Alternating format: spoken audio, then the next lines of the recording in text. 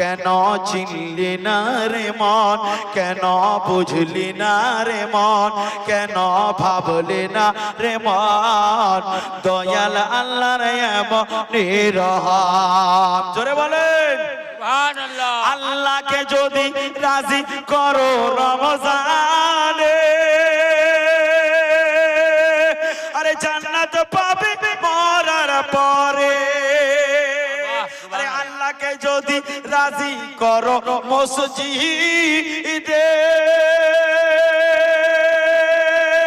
আরে জান্নাত পাবে মরার পরে। আল্লাহকে যদি রাজি করো ঈদগাহতে, আরে জান্নাত পাবে মরার পরে। সেই মহান মালিকের প্রশংসা জবান খুলে কইরো কেন